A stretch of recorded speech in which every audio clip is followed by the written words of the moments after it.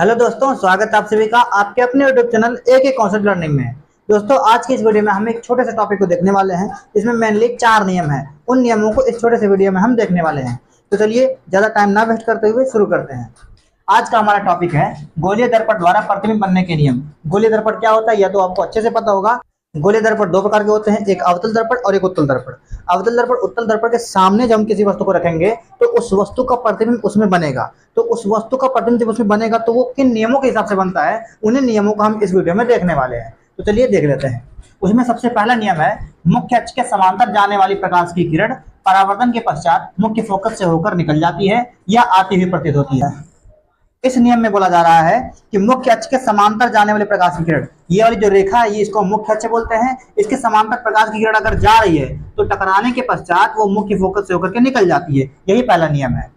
नियम क्या बोलता है? मुख्य अक्ष के समांतर जाने वाली प्रकाश की किरण परावर्तन के पश्चात मुख्य फोकस से निकल जाती है। उत्तल दर्पण में भी हम कह सकते हैं कि ये मुख्य अक्ष है, इसके समांतर प्रकाश की किरण जा रही है और टकराने के बाद यहाँ से निकल जा रही है। अब चूंकि निकल गई है और मुख्य फोकस तो इधर की ओर है, दर्पण की दूसरी ओर, तो उसको हम पीछे की ओर खींचते हैं तो यहाँ पर आती हुई प्रतीत होगी। तो ये हमारा पहला नियम हो जाता है। अगला नियम है मुख्य फोकस से होकर जाने वाली प्रकाश की किरणें परावर्तन के पश्चात मुख्य अक्ष के समांतर हो जाती है।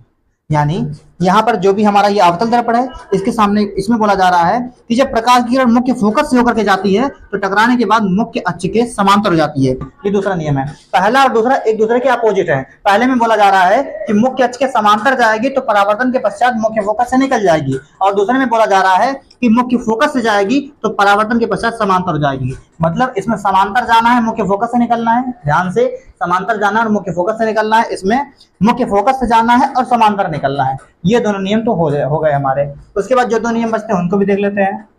तीसरा नियम है वक्रता केंद्र से होकर जाने वाली प्रकाश की किरणें उसी मार्ग से वापस लौट जाती है। जो भी प्रकाश की किरण वक्रता केंद्र से होकर के जाएगी वो टकराने के बाद वो उसी रास्ते से वापस चली जाती है। यानी देखिए ये वक्रता केंद्र है, जब प्रकाश किरण वक्रता केंद्र से होकर के जाएगी तो टकराने के बाद वो उसी मार्ग से वापस लौट आएगी। अगर आप उत्तल दर्पण में देखें तो उसमें भी वही होता है। प्रकाश किरण ऐसे आ रही थी तो वक्रता केंद्र के रास्ते से ही जा रही थी, हालांकि वक्रता केंद्र पर नहीं गई है क्योंकि उत्तल दर्पण में टकरा करके वो उसी रास्ते से निकल जाएगा। उसको हम पीछे की ओर खींच लेते हैं, मिला लेते हैं।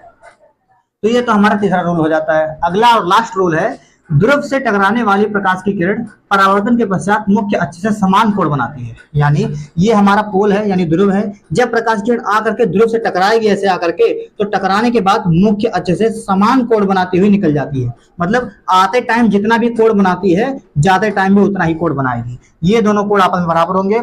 आने वाली जो कोण होती है उसको हम आपतन कोण बोलते हैं और जाने वाली कोण को परावर्तन कोण बोलते हैं। तो आपतन कोण परावर्तन कोण के बराबर होता है।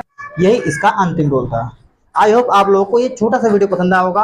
अगर ऐसे वीडियोस आपको अच्छे लगते हैं तो हमारे चैनल को सब्सक्राइब कर लीजिए और अपने सभी दोस्तों के साथ शेयर कर दीजिए ताकि वो लोग भी ऐसे छोटे छोटे कॉन्सेप्ट से ही अपने कॉन्सेप्ट को मजबूत कर पाएं। Thank you.